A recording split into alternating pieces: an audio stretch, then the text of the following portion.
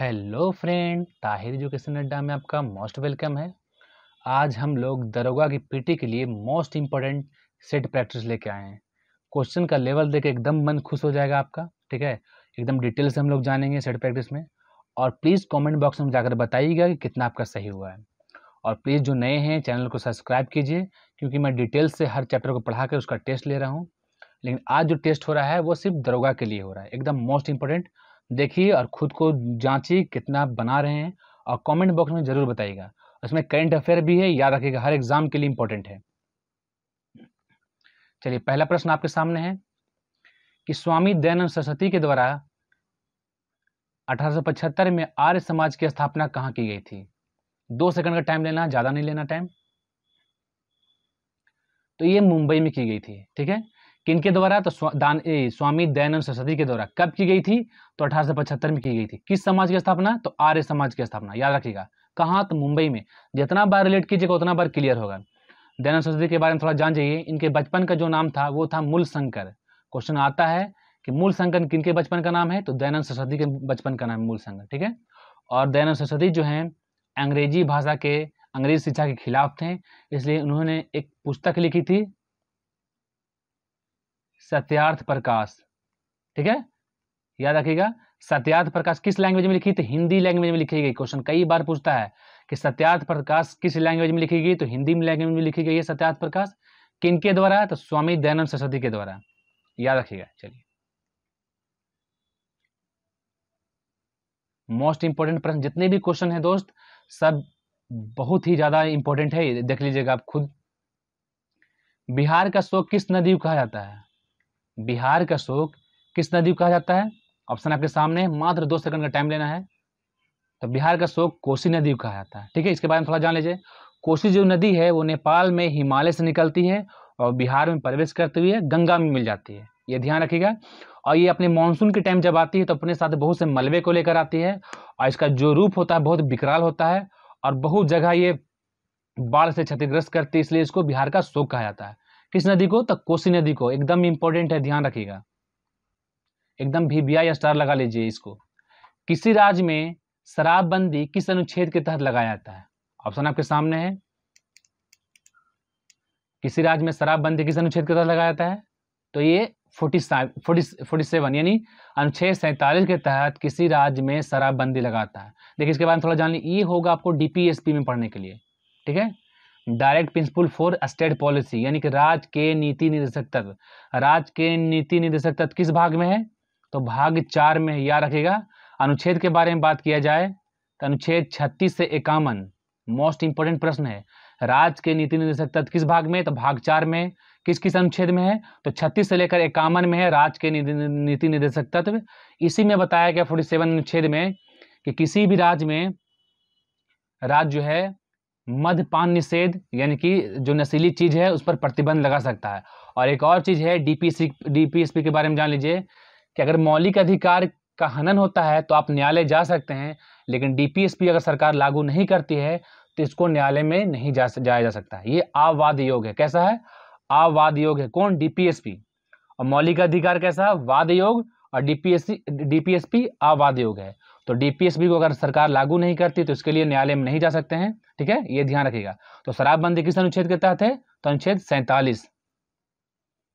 4 number question देख लेते हैं हम लोग। अल नीनो क्या है?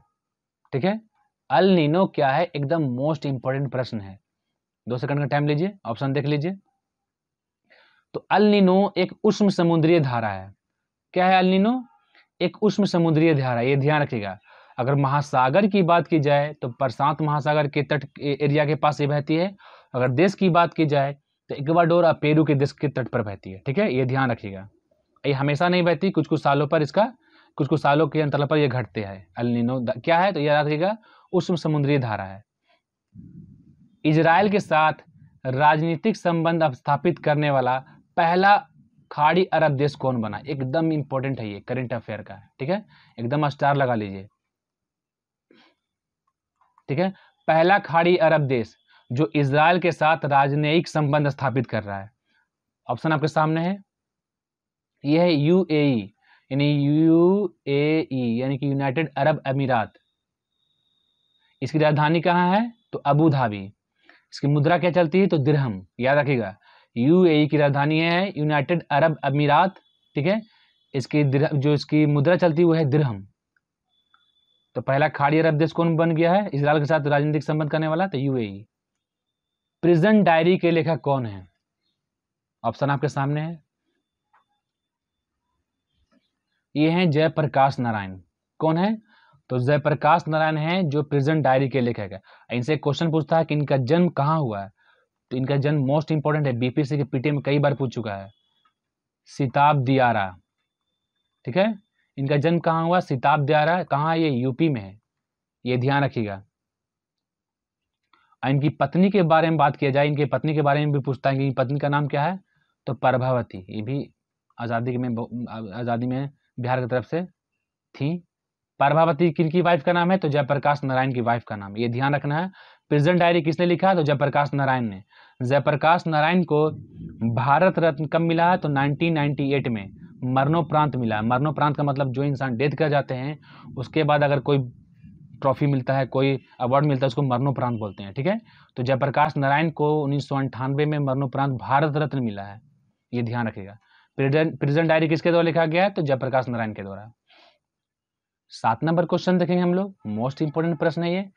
पादप कोशिका भित्ति निम्न में से बनी होती है किसकी? ध्यान रखना आप लोग को, एकदम स्टार लगा लीजिए, मोस्ट इंपोर्टेंट है। अगर पादप यानी पेड़ पौधे के बारे में बोलेगा, पादप के बारे में बोलेगा कि पादप की कोशिका जो भित्ति बनी होती है वो बनी होती है सेल्यूलोज की, ये ध्यान रखिए एकदम। अगर कवकों की बारे में बात की जाए कि कवकों की कोशिका भित्ति बनी होती है तो काइटिन की। किसकी? कवक की कोशिका भित्ति बनी होती है काइटिन की।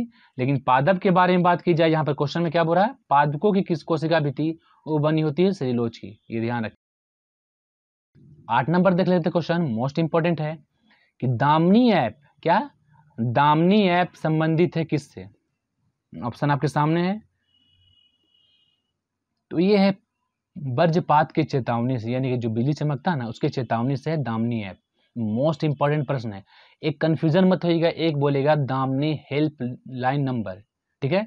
तो ये जो है महिलाओं की सुरक्षा से है, यूपी सरकार ने लाया।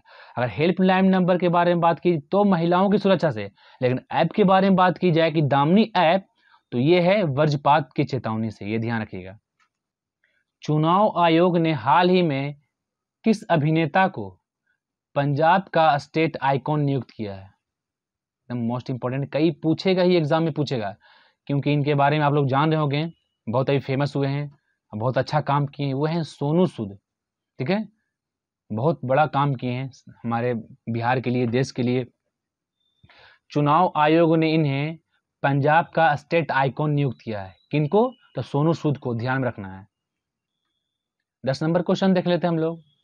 अल्कोहल और जल के मिश्रण से जल को अलग किया जा सकता है, यानी शराब और जल के मिश्रण से उसमें से जल को अलग किया जा सकता है किस विधि के द्वारा?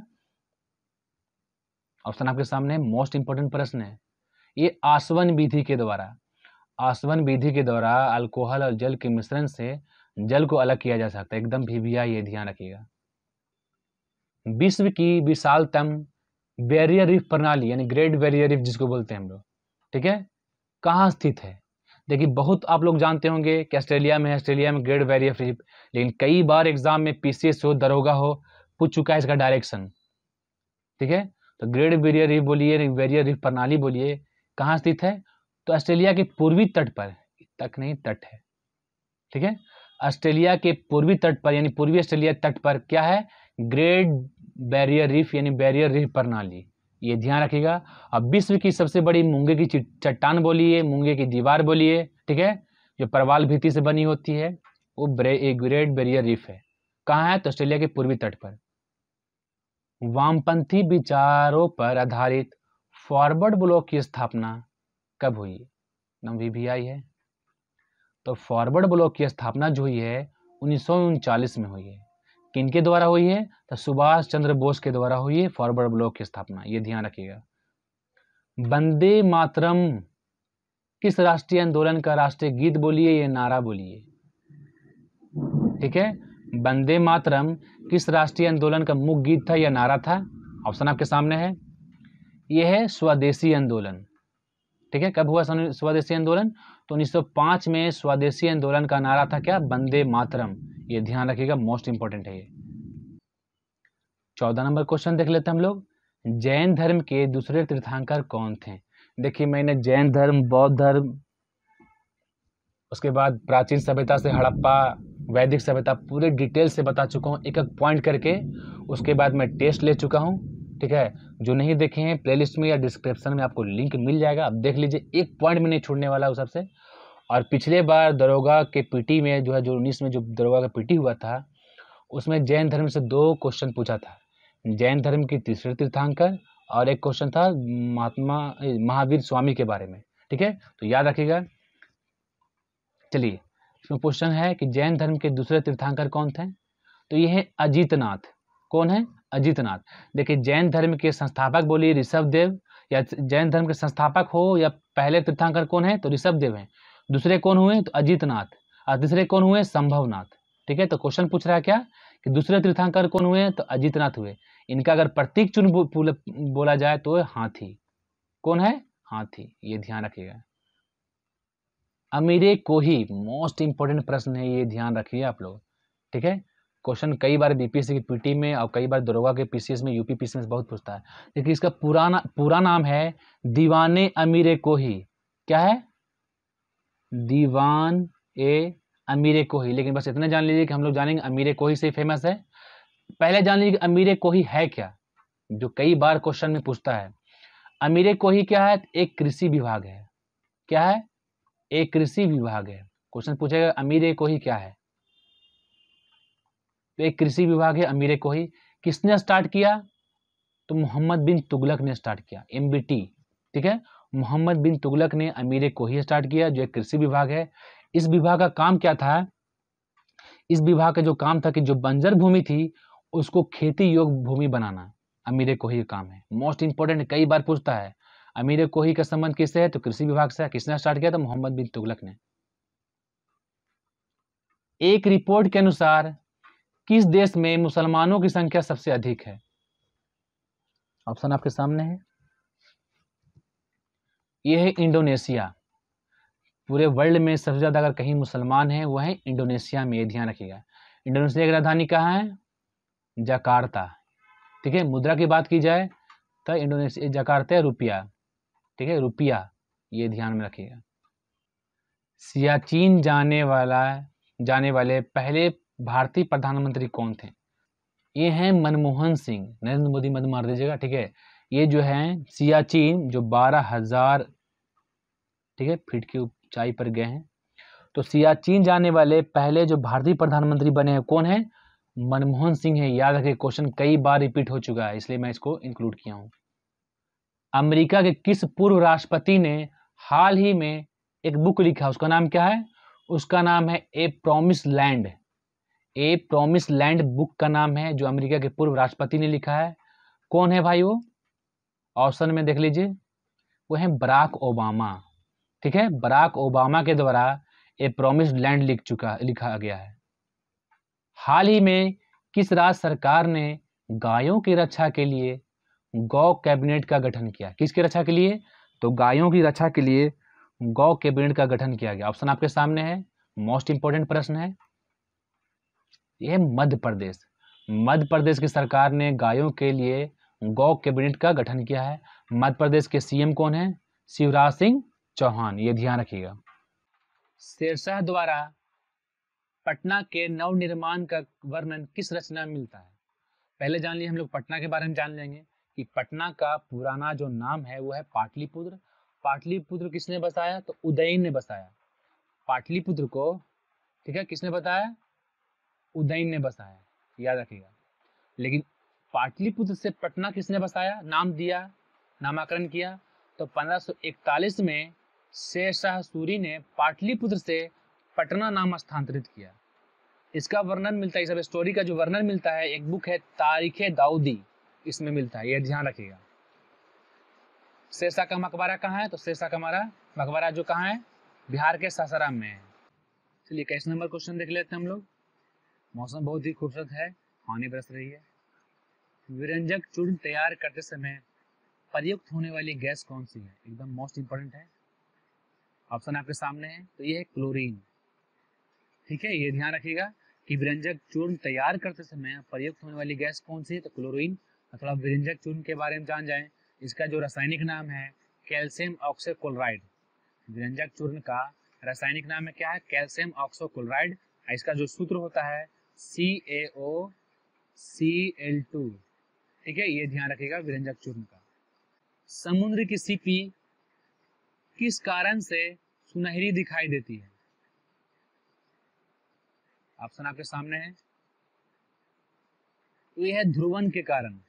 क्या है, ध्रुवन के कारण समुद्र की जो सीपी होती है वह सुनहरी दिखाई देती है, ध्यान में रखना आपको। मोतीलाल नेहरू और चित्तरंजन दास के द्वारा किस संस्था की स्थापना की गई थी? ऑप्शन आपके सामने, मोस्ट इंपोर्टेंट, कई बार एग्जाम में पूछा जा चुका है। ये है स्वराज पार्टी की स्थापना। स्वराज पार्टी की स्थापना 1 जनवरी 1923 को, ठीक है, मोतीलाल नेहरू और चित्तरंजन दास के द्वारा किया गया है। ये ध्यान रखिएगा, स्वराज पार्टी है। इसका आंसर कब किया गया? 1 जनवरी 1923 में। और याद रखिएगा चित्तरंजन दास की जो डेथ हो जाती है 1925 में हो जाती है।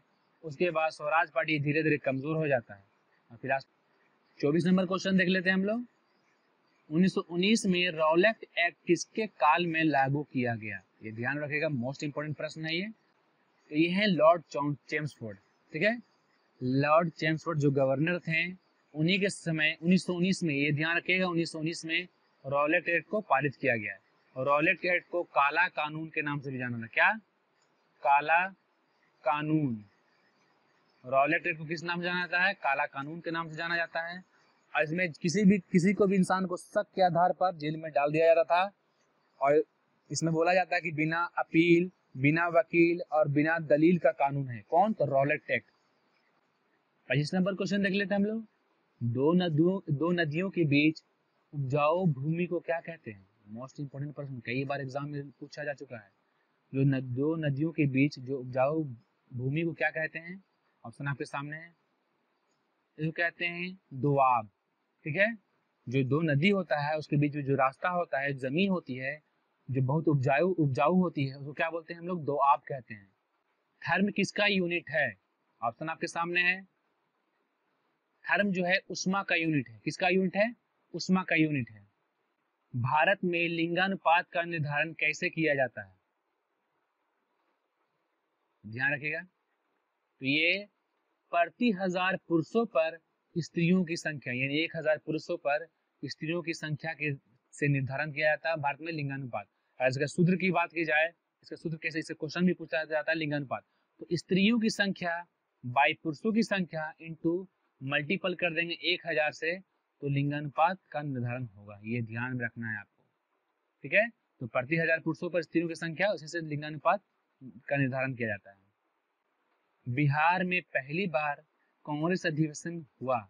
ठीक है, बिहार में पहली बार कांग्रेस अधिवेशन कहाँ हुआ है? ये ध्यान रखिए, तो वह ये बांकीपुर में हुआ। कहाँ है बांकीपुर? कहाँ है? तो पटना में है। ध्यान रखिएगा, गया में बहुत लोग माने, गया में नहीं, गया में 1922 में हुआ है। ठीक है, ये ध्यान रखिएगा, गया में 1922 में हुआ है, लेकिन पटना में कब हुआ है? 1912 में। पटना कौन जगह में? तो बांकीपुर जगह है। बिहार में पहली बार कांग्रेस का अधिवेशन कहाँ हुआ? तब बांकीपुर पटना में हुआ। कब हुआ? तो 1912 में हुआ। इसकी अध्यक्षता किसने किया? इसकी अध्यक्षता किसने किया? यह ध्यान रखिएगा, बांकीपुर पटना में, ध्यान रखिएगा। इसकी अध्यक्षता किसने किया? तो रघुनाथ माडोलकर। रघुनाथ माडोलकर ने बिहार में जो पहली बार कांग्रेस अधिवेशन हुआ बांकीपुर में 1912 में, उसकी अध्यक्षता किया। ये ध्यान रखिएगा, रघुनाथ माडोलकर। इसमें कौन सा भारत का एक केंद्रीय बैंक है? तो आरबीआई यानी reserve bank of India Bharat का केंद्रीय बैंक है। ये ध्यान रखिएगा। इसकी स्थापना कब हुई है? आरबीआई की स्थापना 1935 में हुई है। ध्यान रखिएगा, मोस्ट इंपोर्टेंट प्रश्न है। पहला मानव विकास सूचकांक किस अर्थशास्त्री ने तैयार किया? एकदम वीवीआई क्वेश्चन, इसको वीवीआई लगा लीजिए। पहला मानव विकास सूचकांक किस अर्थशास्त्री ने तैयार किया है? तो पाकिस्तान के अर्थशास्त्री थे महबूब उल हक ने इसको तैयार किया है। ये ध्यान रखिएगा। देखिए, मानव विकास सूचकांक के बारे में बात किए। अब आ जाइए कि मानव विकास सूचकांक 2020 में हमारे देश भारत का स्थान क्या है, तो 131वां स्थान। इंडेक्स याद रखते रहिएगा, ठीक है। मानव विकास सूचकांक इंडेक्स में 2020 में भारत का स्थान कितना है, तो 131 है, एकदम मोस्ट इंपोर्टेंट है।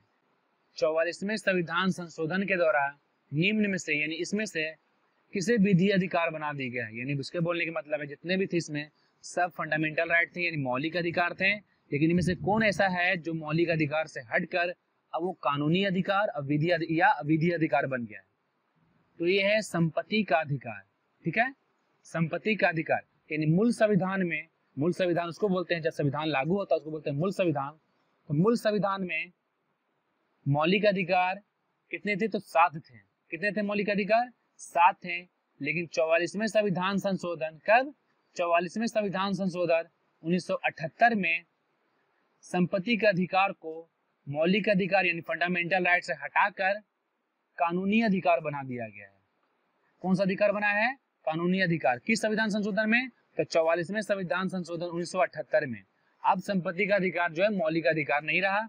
अब कितने मौलिक अधिकार वर्तमान में, अब 6 है मौलिक अधिकार, ये ध्यान रखिएगा। मौलिक अधिकार किस देश से लिया गया है, तो मौलिक अधिकार अमेरिका से लिया गया है। अब संपत्ति का अधिकार कहाँ रखा, किस अनुच्छेद में रखा गया है, तो 300 के ए में रखा गया है संपत्ति के अधिकार को, ये ध्यान रखिएगा, अनुच्छेद 300 का ए में। अंग्रेजों को भारत में राजनीतिक शक्ति किस युद्ध के बाद प्राप्त हुई, ये ध्यान रखिएगा, मोस्ट इंपोर्टेंट प्रश्न है ये है प्लासी का युद्ध। प्लासी के युद्ध के बाद भारत में राजनीतिक शक्ति अंग्रेजों को प्राप्त होने लगी। प्लासी का युद्ध कब हुआ था, एकदम मोस्ट इंपोर्टेंट प्रश्न है, कई बार एग्जाम में आता है।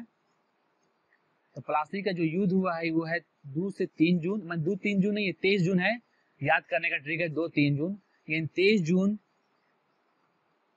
1757 को प्लासी का युद्ध हुआ। किसके बीच हुआ प्लासी का युद्ध, एकदम ध्यान में रखिएगा। तो अंग्रेजों की तरफ से रॉबर्ट क्लाइव और इधर से सिराजुद्दौला के बीच, यानी रॉबर्ट क्लाइव और सिराजुद्दौला के बीच 23 जून 1757 को प्लासी का युद्ध हुआ। इसमें सिराजुद्दौला की हार होती है और रॉबर्ट क्लाइव की जीत होती है, ठीक है। इसको हराने में, सिराजुद्दौला को हराने में उसका जो एक सेनापति था मीर जाफर, उसने धोखाधड़ी किया और इसके चलते सिराजुद्दौला इस युद्ध में हारा गया, ठीक है, ये ध्यान रखिएगा।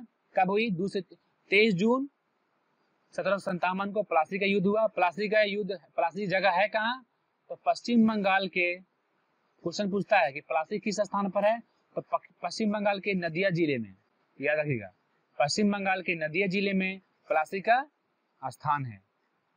इब्न बतूता किसके शासन काल में भारत आया, मोस्ट इंपोर्टेंट क्वेश्चन है। देखिए क्वेश्चन तो है, मैं कई एक्स्ट्रा फैक्ट बता रहा हूँ, उसको जो मोस्ट इंपोर्टेंट को ध्यान रखिएगा। देखिए इब्न बतूता, पहले इनका टाइम पीरियड जान लीजिए, 1334 से 41, ठीक है, 1334 में भारत आया। लुसेंट में 1333 देगा, लेकिन एनसीईआरटी के बुक में 1334 है। इब्न बतूता 1334 में मोहम्मद बिन तुगलक के शासन काल में आया, ठीक है। जब दिल्ली पर मोहम्मद बिन तुगलक का शासन चल रहा था तो ये दिल्ली पहुंचता है। ऐसी क्वालिटी को देखकर मोहम्मद बिन तुगलक इसको दिल्ली का काजी नियुक्त किया जाता है। किसको, इब्न बतूता को। इब्न बतूता किस देश से आया था, ये आया था मोरक्को से। मोरक्को से इब्न बतूता आया। क्वेश्चन पूछेगा इब्न बतूता किस देश से आया था, मोरक्को से आया था। मोरक्को की राजधानी कहाँ है, तो मोरक्को की राजधानी कहाँ है, तो मोरक्को की राजधानी है रबात, ये ध्यान रखिएगा। किसके दरबार में, मोहम्मद बिन तुगलक के दरबार में। इब्न बतूता ने एक पुस्तक लिखा था, उसका नाम था रेहेला, ठीक है, एकदम मोस्ट इंपोर्टेंट है। क्वेश्चन पूछेगा रेहेला किसके द्वारा लिखा गया है, बुक का नाम है ये, तो इब्न बतूता के द्वारा लिखा गया है। किसके दरबार में, तो मोहम्मद बिन तुगलक के दरबार में है। किस राज्य में देश का पहला जेंडर पार्क विकसित किया गया है, देश का पहला जेंडर पार्क विकसित किया गया किस राज्य में, ऑप्शन आपके सामने है। देखिए करंट को एकदम नहीं छोड़ना, करंट जो है चाहे वो दरोगा हो या बीपीएससी हो, बैकबोन का काम करेगा, करंट के बिना सब कुछ अधूरा है, इसलिए करंट को देखते रहना है। हिस्ट्री या ज्योग्राफी सबको तो देखना है, ये करंट को भी देखना है। तो पहला देश का जेंडर पार्क वो केरल में खोला गया है। कहाँ खोला गया है, केरल में। केरल का एक जगह है कोझिकोड, कहाँ है, क्वेश्चन जानिएगा कि पहला जेंडर पार्क केरल में खोला गया। केरल के किस जगह में, तो कोझिकोड में। इस जेंडर पार्क जो खोला गया है उस जेंडर पार्क का नाम क्या दिया गया, ये ज्यादा मोस्ट इंपोर्टेंट है। जेंडर पार्क का नाम क्या दिया गया है, थानटेंडोम। थानटेनडोम, ठीक है। इस जेंडर पार्क का जो नाम दिया गया है थानटेनडोम दिया गया है, ये ध्यान रखिएगा। इसका जो अर्थ होता है वो होता है साहस। क्वेश्चन पूछेगा पहला जेंडर पार्क किस जगह खोला गया है, तो केरल में खोला गया है। उस जेंडर पार्क का नाम क्या है, तो थानटेनडोम। मौलिक अधिकार का अगर हनन होगा तो उच्चतम न्यायालय रिट जारी करता किस अनुच्छेद के तहत। एकदम मोस्ट इंपोर्टेंट है और बहुत हर इंसान को कॉन्स्टिट्यूशन इन संविधान की जानकारी होनी चाहिए। क्या हमारा फंडामेंटल राइट है, क्या हमारा फंडामेंटल ड्यूटीज है, सबके बारे में पता होनी चाहिए। तो अगर मौलिक अधिकार का अगर हनन होगा तो उच्चतम न्यायालय रिट जारी करेगा किस अनुच्छेद के तहत, तो अनुच्छेद 32 के तहत, ठीक है। पहले जान लीजिए कि मौलिक अधिकार के बारे में जान लीजिए, ये कहाँ से लिया गया है, तो यूएसए से लिया गया, यानी अमेरिका से लिया गया मौलिक अधिकार। मौलिक अधिकार किस भाग में है, तो संविधान के भाग 3 में मौलिक अधिकार है। किस भाग में है, तो भाग 3 में मौलिक अधिकार है। किस अनुच्छेद में है, तो 12 से 35, ठीक है। 12 से 35 अनुच्छेद, 12 से लेकर 35 के अनुच्छेद में मौलिक अधिकार है। किस भाग में, तो भाग 3 में। कहाँ से लिया गया है, तो अमेरिका से लिया गया है। अगर मौलिक अधिकार का हनन होता है, ठीक है, उच्चतम न्यायालय यानी सुप्रीम कोर्ट और उच्च न्यायालय और यानी हाई कोर्ट रिट जारी करता है। कितने प्रकार का रिट जारी करेगा, 5 प्रकार का रिट जारी करेगा। उच्चतम न्यायालय तो अनुच्छेद 32 के तहत रिट जारी करता है और हाई कोर्ट अनुच्छेद 226 के तहत रिट जारी करता है, ये ध्यान रखिएगा, ठीक है।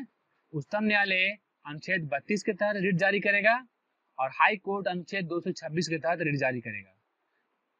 ये इस तरह एक तरह से ये जो मौलिक अधिकार को बचाने के लिए रिट जारी किया जाता है। जब मौलिक अधिकार पढ़ाएंगे तो समझना जाए क्लियर। भारत सरकार के द्वारा सामुदायिक विकास योजना की शुरुआत कब की गई थी, ऑप्शन आपके सामने है। इसकी शुरुआत सामुदायिक विकास योजना की शुरुआत 2 अक्टूबर 1952 को की गई थी। निम्न में से लोकतांत्रिक विकेंद्रीकरण का सुझाव किसका, लोकतांत्रिक विकेंद्रीकरण का सुझाव किसके द्वारा दिया गया है। केंद्रीकरण का मतलब शक्ति एक हाथ में होना, यानी जैसे सेंट्रल के पास है, एक हाथ में शक्ति होना यानी केंद्रीकरण। विकेंद्रीकरण का मतलब होता है कि शक्ति छोटे छोटे भागों में बांटना, ठीक है। सबसे पहले किसने बताया, तब बलवंत राय मेहता ने बताया है, ये ध्यान रखिएगा। लोकतांत्रिक विकेंद्रीकरण का सुझाव दिया है बलवंत राय मेहता ने। उत्तर प्रदेश का सर्वोच्च पुरस्कार कौन सा है, यूपीपीएससी से यूपी दरोगा के लिए भी मोस्ट इंपोर्टेंट है ये। उत्तर प्रदेश का सर्वोच्च जो पुरस्कार है वो है यश भारती, मोस्ट इंपोर्टेंट प्रश्न है ये। रेडियो धर्मिता की खोज किसके द्वारा किया गया, रेडियो धर्मिता की खोज हेनरी बैकरेल के द्वारा किया गया। किसके द्वारा किया गया, हेनरी बैकरेल के द्वारा किया गया, ये ध्यान रखिएगा। प्रत्येक वर्ष राष्ट्रीय प्रेस दिवस किस दिन मनाया जाता है, मोस्ट इंपोर्टेंट है ये। तो 16 नवंबर को, कब, 16 नवंबर को प्रत्येक वर्ष राष्ट्रीय प्रेस दिवस मनाया जाता है। एकदम VBI, ये ध्यान रखिएगा, ये कई बार एग्जाम में पूछ चुका है। इसकी अगर स्टार्टिंग की बात की जाए तो 16 नवंबर 1966 से इसकी शुरुआत हुई, तब से ये प्रेस दिवस 16 नवंबर को मनाया जा रहा है। देखिए 42 नंबर क्वेश्चन हम लोग देख लेते हैं। कोशिकाओं का अध्ययन क्या कहलाता है, एकदम मोस्ट इंपोर्टेंट प्रश्न है ये, ध्यान रखिएगा। ऑप्शन आपके सामने है, कोशिकाओं का अध्ययन क्या कहलाता है। तो कोशिकाओं का अध्ययन जो कहलाता है वो है साइटोलॉजी कहलाता है, ये मोस्ट इंपोर्टेंट है, ठीक है। अगर माइकोलॉजी की बात की जाए तो कवकों का अध्ययन, ठीक है, माइकोलॉजी ये फा है, ठीक है। अगर फाइकोलॉजी की बात की जाए तो शैवालों का अध्ययन, शैवालों का अध्ययन फाइकोलॉजी, कोशिकाओं का अध्ययन साइटोलॉजी। हीमेटोलॉजी की बात की जाए तो रक्तों का अध्ययन, यानी खून, जो खून होता है, रक्त होता है, उसका अध्ययन करेंगे तो हीमेटोलॉजी। फिर समझिएगा, माइकोलॉजी कवकों का अध्ययन, फाइकोलॉजी शैवालों का अध्ययन, साइटोलॉजी कोशिकाओं का अध्ययन, हीमेटोलॉजी रक्तों का अध्ययन यानी ब्लड का अध्ययन। एकदम VBI क्वेश्चन, BPSC के लिए भी है, बिहार दरोगा के लिए भी है। गया के कांग्रेस अधिवेशन में सबसे प्रमुख प्रश्न क्या था, पहले जान जाएंगे हम लोग गया में कांग्रेस अधिवेशन कब हुआ है, 1922 में। देखिए बिहार में अगर सबसे पहले बोलेगा, मैं बता चुका हूँ अभी, बिहार में सबसे पहले कांग्रेस अधिवेशन कहाँ हुआ था, बांकीपुर पटना 1912 में, ठीक है। और अगर गया में पूछेगा तो 1922 में, ठीक है। इसकी अध्यक्षता किसने किया था, चित्तरंजन दास ने, चित्तरंजन दास के द्वारा इनकी कांग्रेस के जो गया में कांग्रेस अधिवेशन हुआ 1922 में, इसकी अध्यक्षता किसने की? चित्तरंजन दास के द्वारा। ये क्यों किया गया? इसका प्रमुख प्रश्न क्या था? तो विधान परिषद में प्रवेश, विधान परिषद में प्रवेश के लिए इन्होंने गया में अधिवेशन किया 1922 में। हाल ही में पुदुचेरी की पूर्व उपराज्यपाल, कौन?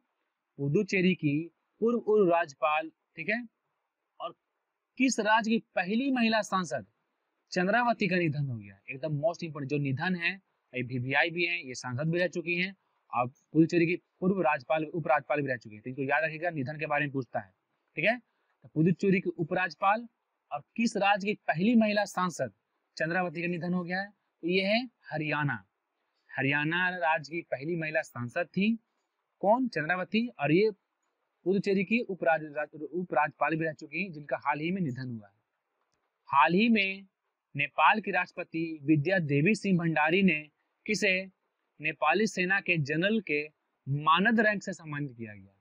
एकदम मोस्ट इंपोर्टेंट है, भारतीय को मिला है नेपाली सेना का मानद रैंक।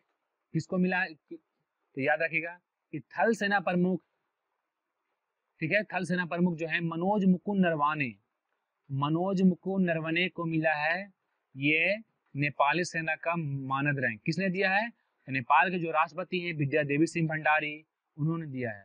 थल सेना प्रमुख कौन है? तो मनोज मुकुंद नरवणे, याद रखिए, इन्हीं को मिला। भारतीय थल सेना के प्रमुख है ये, ध्यान रखिएगा। नेपाल की राजधानी कहाँ है? तो काठमांडू है। सिंधु घाटी सभ्यता में एकमात्र जगह है कौन सा जहां दुर्ग का अवशेष नहीं मिला है? ठीक है, मोस्ट इंपोर्टेंट प्रश्न है। सिंधु घाटी में कौन सा ऐसा जगह है जहां दुर्ग का अवशेष नहीं मिला? कई बार पूछा है। देखिए सिंधु घाटी में डिटेल से पढ़ा चुका हूँ, एकदम एक पॉइंट से उससे क्वेश्चन एकदम नहीं छूटेगा। जो नहीं देखे देख लीजिए, उसके बाद मैं टेस्ट भी ले चुका हूँ सिंधु घाटी का। तो सिंधु घाटी जो है कौन सा जगह है? ये है चंदहुदड़ो। सिंधु घाटी का चंदहुदड़ो जैसा जगह जो एक भी दुर्ग का अवशेष नहीं, दुर्ग यानी किला का अवशेष नहीं है, बाउंड्री का अवशेष नहीं है, याद रखिएगा। चंदहुदड़ो की बात की जाए, ठीक है, तो इसके जो खोज करता है चंदहुदड़ो के, वो है कौन? गोपाल मजूमदार, गोपाल मजूमदार, ठीक है। चंद्रदुर्ग खोज करता कौन है? गोपाल मजूमदार। चंद्रदुर्ग है कहाँ? तो ये पाकिस्तान के, कहाँ? पाकिस्तान के सिंध प्रांत के, पाकिस्तान के सिंध प्रांत के, ठीक है, सिंध प्रांत, पाकिस्तान के सिंध प्रांत के नवाब सराय जिला, नवाब सराय जिला में, ठीक है, ये ध्यान रखिएगा। कहाँ से किसी भी एक प्रकार का दुर्ग का अवशेष नहीं मिला सिंधु घाटी सभ्यता में? तो चंदहुदड़ो से। खोज करता कौन है? गोपाल मजूमदार। ये कहाँ है? तो पाकिस्तान के सिंध प्रांत के नवाब सराय जिले में, ठीक है। और चंदहुदड़ो से क्या क्या मिला है? मोस्ट इंपोर्टेंट, लिपस्टिक का प्रमाण, कंघी का प्रमाण, काजल का प्रमाण, सब कहाँ से मिला है? चंदहुदड़ो से मिला है। वैदिक सभ्यता में बलि क्या था? देखिए मैं वैदिक सभ्यता को पूरे डिटेल से पढ़ा चुका हूँ, एक भी क्वेश्चन वैदिक सभ्यता छूटने वाला नहीं है, इतना अच्छे से पढ़ाया हूँ मैं। वैदिक सभ्यता में बलि क्या था? ये एक प्रकार का टैक्स है। बलि क्या है? एक प्रकार का टैक्स। देखिए वैदिक सभ्यता को दो भागों में बांटा गया, ऋग वैदिक काल, एक उत्तर वैदिक काल, ठीक है। तो ऋग वैदिक काल में बलि जो है स्वेच्छा से दिया जाता था, जो वन उपज का 1/6 होता था, ठीक है, ये ध्यान रखिएगा। और जैसे ही ऋग वैदिक के बाद उत्तर वैदिक काल आता है, तो इसको राजा लोग जो क्या करते हैं, इसको अनिवार्य कर देते हैं कि देना है तो देना है, कितना? उपज का 1/6। तो बलि क्या है? तो बलि एक प्रकार का टैक्स है। हाल ही में भारत सरकार ने यूनानी दिवस, हाल ही में भारत सरकार ने यूनानी दिवस कब मनाया? कब मनाया जाता है? ऑप्शन आपके सामने है, दिवस से भी क्वेश्चन पूछते हैं, याद रखिएगा। 11 फरवरी को। कब? 11 फरवरी को मनाया जाता है यूनानी दिवस। देखिए यूनानी शोधकर्ता जिनका नाम है हकीम, हकीम अजमल खान, हकीम अजमल खान, ठीक है, उन्हीं के जन्म दिवस पर 11 फरवरी को यूनानी दिवस मनाया जाता है, जो भारत सरकार ने भी मनाया है। दक्षिण भारत का एकमात्र महाजनपद कौन है? मैं महाजनपद भी पूरी डिटेल से बता चुका हूँ, एक भी क्वेश्चन छूटने वाला नहीं उससे। दक्षिण भारत का एकमात्र महाजनपद कौन है? ऑप्शन आपके सामने है, ये है अस्मक, ठीक है। देख लीजिए भारत हमारा, भारत विंध्य पर्वत से दो भागों में बांटा गया, उत्तर भारत और दक्षिण भारत। तो दक्षिण भारत का एक महाजनपद जो है, महाजनपद कौन सा? तो अस्मक कहाँ है? तो ये पड़ता है महाराष्ट्र में। अस्मक कहाँ पड़ता है? ये पड़ता है महाराष्ट्र में, ये ध्यान रखिएगा। अस्मक महाजनपद की राजधानी कहाँ है? पोटल या पोटली, ये ध्यान रखिएगा, पोटल या पोटली अस्मक महाजनपद की राजधानी है। और अस्मक जो है दक्षिण भारत का एकमात्र महाजनपद है। सूर्य की सबसे बाहरी परत, सूर्य की सबसे बाहरी परत को किस नाम से जाना जाता है? सूर्य की जो सब बाहरी परत है उसको जानते हैं कोरोना। कोरोना समझ गए ना? कोरोना जो अभी आतंक मचाया है वो कोरोना नहीं है, बस नाम कोरोना है, ठीक है। तो सूर्य की जो सबसे बाहरी परत है इसको क्या नाम से जाना जाता है? कोरोना के नाम जानते हैं, ठीक है। तो चलिए 50 क्वेश्चन का एमसीक्यू खत्म हुआ। प्लीज बताइए कितना आप लोगों को सही हुआ। सपोर्ट कीजिए, चैप्टर बाय चैप्टर भी मेरे चैनल पर चलते हैं, उसके बाद उसका मैं टेस्ट लेता हूँ। और ये हर 2 दिन पर, ये पर डे, अब जैसा मांग होगा उसी तरफ से आप लोगों को दरोगा का सेट में देता जाऊंगा। जितने भी क्वेश्चन है सब मोस्ट इंपोर्टेंट है, ध्यान रखिएगा। फिर मिलता हूँ मैं नेक्स्ट वीडियो में। जय हिंद।